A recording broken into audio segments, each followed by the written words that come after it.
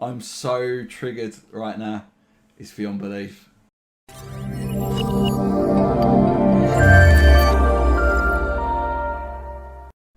Hello ladies and gentlemen, One Gamer and his dog here. The problem I want to talk today is about a criticism that's being levied against certain practices done by some of the bigger game publishers, the AAA ones as it were, and what I feel is a lack of understanding of games development and furthermore software development and actual sort of teamwork creation of products by video game journalists, critics online. And I am aware of the irony of myself criticising the critics, but I think it does need to be done because I feel as though some of them are doing a great disservice in the information they're giving out because quite frankly, they are wrong. And if I am going to call out anyone specifically by name, it is going to be my fellow countryman, Jim fucking Sterling's son. The disclaimer I have, I do like Jim Sterling, and I've been following Jim Sterling for the last few years, and he does know about certain things and can speak well informed on some of them, but their criticism recently against the concept of the roadmap is something I have to be very careful with consuming his content, and I knew I was going to have that with his piece about games development roadmap because he's been kind of touching on it throughout some of his previous videos against titles for releasing what he deems to be an insufficient product. However, I disagree in some cases about insufficiency of the product and also as well the move to a live service. The development of software is not always an easy process. I myself have been in charge of a few websites over the last 10 years. I've released mobile apps as well. And I'm not going to lie, I've never done games development per se, but I have run some pretty big in websites. So I do come from a place of knowledge with my experience on web development and software development as a whole. And I find that some of the things that Jim is saying to be quite frankly disrespectful and out of touch with contemporary development practices. He is very much seems to be advocating an approach of what we call waterfall development. For those of you who don't know, for those of you that do know, I'm probably going to get it wrong, but waterfall development is a sort of an old methodology of developing software and also anything really, I mean from developing physical items like shoes, trainers, etc. The idea is that you make a plan and then you stick to the plan and then you release what you planned. You do very little changes along the way, hence the term sort of waterfall. Once it begins, it starts and it doesn't end, it just falls down. There are benefits towards this form of development methodology, but there are also a lot of criticisms. And one of the main problems with waterfall is it doesn't allow a great deal of flexibility. It dictates that you build one product and that is all that you will build, and then you release that in its current state and form, whatever it may be. Software development has stepped away from this and moved to a thing called Agile methodology. And I'm probably getting some of these terms completely wrong, which I'm going to get crucified for. But just to be said, I am now a certified Scrum product owner, so I've got that going for me. The idea on the Agile methodology is that you are able to make changes to software as it goes along. So that is to say that you don't spend so much time planning. You just do work. You just start developing something, make out an MVP, a minimal viable product, and get it out. And then you add releases and updates to it, or patches as it were. So to give you an example, how Facebook is now is not what Facebook was 10 years. The product has been built on and added and developed and grown. It seems as though in Jim's videos, Jim doesn't understand the concept of development, just thinks that everything should just be finished straight away. In criticisms of games like Division and Destiny, well, why couldn't they just take another year and just release it as if that in one whole thing? You're working under the assumption that development process is an easy thing and that you just get a team of monkeys tapping away at a keyboard. The environment around them, internet technologies and game development is going to be staying static while you're developing that game. Things change really quickly in technology, so you have to work agile and release things quickly. And I do feel like there is not an understanding of this and a disrespect towards Jim's latest video. He talks about this, that the Epic Games Store is undercooked, it's missing basic features. The Jimporium.com, my beloved merchandise website, has a shopping cart. I've got a shopping cart. The Epic Games Store has spent months without a shopping cart. That's nonsense. The roadmap of content it has rolling out for the Epic Games Store contains many features that should have been there already. Bargain basement, bottom level features. Right now it offers a shitty service compared to Steam.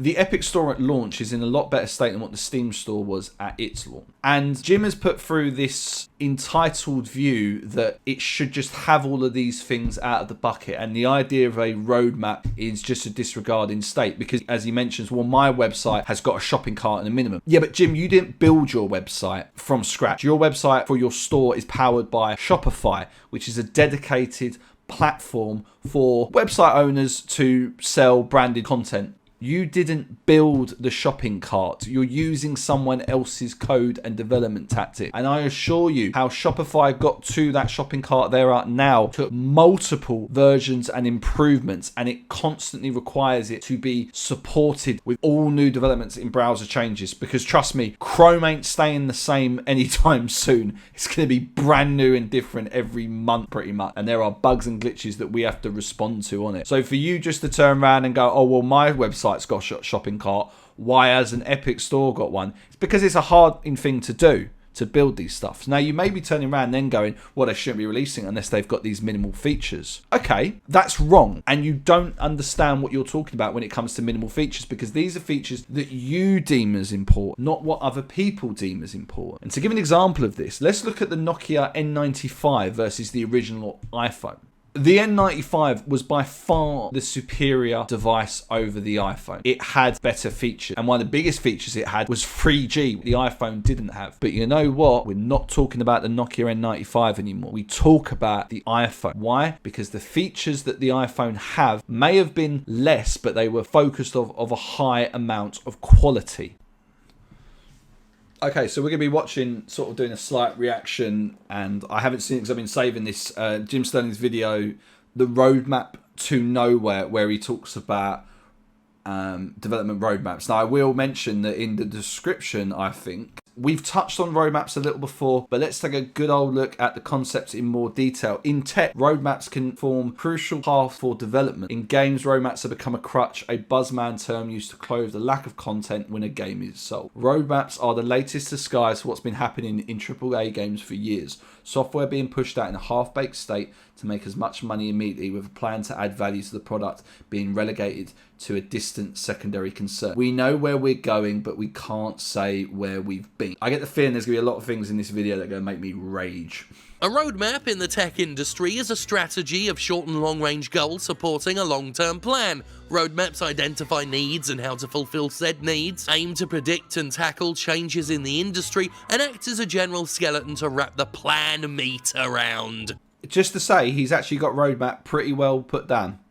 The release of software like Star Wars Battlefront 2015 and Street Fighter V were so lacking in content at launch that I coined the term early triple access to describe them, because functionally they operated the same way. Release now, take the money now, finish it later. Street Fighter V was not for me. I don't think it was for Jim Sterling. Street Fighter V was for fighting game community. That was why it was quote unquote incomplete in its form. And they built the game to be something that was supported and upgraded, as it were, as time went on. Would you prefer the Street Fighter 2 era, where we had how many versions of that game on Super Nintendo alone? I think there were like 3 or 4. But then there's an argument that you're going to come up with, which is to say that, well, no, they should have just had these games finished at the start. Audience feedback is so crucial in development of any piece of software. Quite frankly, users do not do and do not act how we design for them to use it. The release now, finish later mentality that started when video game patches first became widespread and patch culture took hold has become not only normal but anticipated and expected, largely because the AAA industry came together and started embracing it in unison, almost as if they came together as one in a concentrated effort to normalise their bad behaviour. This thing about patches just really shows that you don't understand software development. The assumption that you've made, oh, well, because when games were just released in a physical form, they couldn't patch them because there wasn't the internet connection. So therefore, the developers and the publishers had to work harder and make sure it tested and worked properly, because they couldn't just go, oh, well, we'll patch it later. Games have gotten a lot more complex. The coding that goes on behind the scenes, the art, the graphics, the sound, there is a lot more moving parts now than ever there was was before, and the hardware as well is subsequently got more complex. There are so many variables when the application, a piece of software running now, that to test on everything, a huge achievement in itself. Because so many AAA games are live services now, they're sold under the promise that, like an early access game, what you buy is but a sliver of what it will become. Some of these games and services have continued and been very successful. Rainbow Six Siege, for example, Street Fighter V, Crusader Kings 2 in its base form is nowhere near the same game that it is now. It is a practice that can work very well. Splatoon on the Wii U. That game at launch was nowhere near as complete as it was at the end. They added more weapons, character art, clothes, levels as they went along, kept a nice roadmap going to inform the community about it, and everyone enjoyed it and lapped it up. So this practice can work. Why can't they just give us the finished product now? Because the finished product's going to take 2 to 3 years to make. All right, well, give us the 2-3 years when it's done. It won't be the same because user feedback helps shape and make the product better. They're releasing bare bones, core game modes, and then they're building and adding services to it. A game that kept moving and kept evolving. Fucking brilliant. Absolutely brilliant. What's the problem with that? These games aren't... These continuous live service games are for people that actively enjoy the game and want more of it, and they're getting more of it, and you're having a go about it. Because why? Because developers and publishers should have given the users everything they wanted at the start. They don't know what the users want at the start. The users don't even know what we want at the start. Even the stores selling you the games are in on the act. Epic Games recently published a roadmap for the Epic Store, providing its long-term plan for such forgettable backburner features as a goddamn shopping cart. I'm so triggered right now. It's beyond belief. It pulls up the Trello board of Epic Games that they've made public with their roadmap of features, and fucking shits all over it.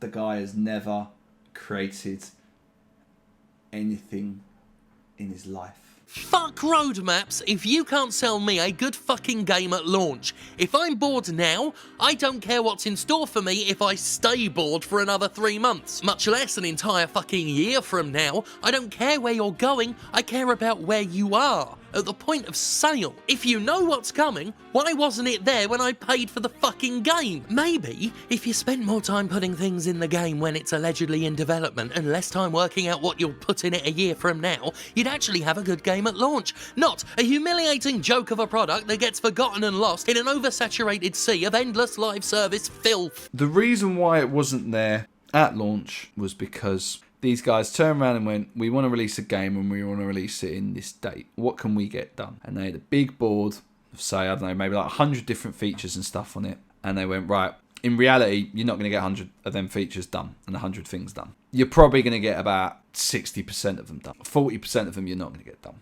Even if, say, like you planned out each task that took a day, in theory, it's going to take 100 days to get 60 of them tasks completed. So then what they do is that they release the product in its current form, and they charge a price for it. And you're right. Sometimes the thing that comes out is of a terrible quality in stock. Everyone knew within like an hour of Anthem coming out that it was terrible. Well, they should wait until they get all the 100 tasks done before releasing it. Okay, that would take another 120 days. When these companies are releasing their product, they're releasing them in a state in which they believe that it's okay. And I know you're going to go with, no, they're not. They're just trying to get our money, to take shit, rah, rah, rah, rah. I guarantee you right now that console manufacturers like Microsoft, like Sony, like Nintendo, when they're releasing their hardware, they are never intending for that stuff to get hacked. There are bugs, there are issues, there are complications. Threadbare releases that took their sweet time becoming something worth a shit. And I'm looking at you, For Honor, with its 20 fans who tell me, oh, the game's good now, you should really take a look at it now. Play it again, now, not when you bought it. It wasn't good when you paid for it, but it's good years later. Fuck you, For Honor. I kind of get what he does mean, though, with regards to the For Honor situation. The issue of reviewing video games in 2019 due to patch upgrades, expansions, DLC, etc. Because you're right. Destiny at launch compared to Destiny at the end were two incredibly different games. How should we review and judge them? Day 1 patches became Year 1 patches, and the patches became the roadmaps as publishers got comfortable with releasing ever less finished products with the assurance that people were eased into accepting the purchase of a Tuesday hamburger. Games companies were able to embrace an agile methodology with probably a Scrum framework attached to it. They released a minimal viable product which still had a completed set of features that they felt was of a quality that they were happy with releasing. And then they've added to it as time has gone on, because that is the way that we have moved into software development. And it's the way we have been actually with development for the last 30 to 40 years. It's just been taking its time to move over with a lot of companies and practices. And it works better. It just does. Video games are not video games anymore. They're live services. They're not products. They're always in development. Yeah, they're always in development. That's how it works now. Welcome to 2019. Games are always in development. Software is always in development. Applications are always in development. We do not live in an offline, static world where things are just stay the same. And we are not dealing with a medium that deals in a singular, absolute existence. They change, they evolve, they grow. And you're criticising it because why? You want us to go back to the past? I listened to this whole of this video and I don't see what the point is. Just an excuse to rag on something. But what you're ragging on, you don't understand. You don't understand modern development practices and how this methodology and this way of thinking is better for the users, for the consumers, for the actual developers themselves, for everyone.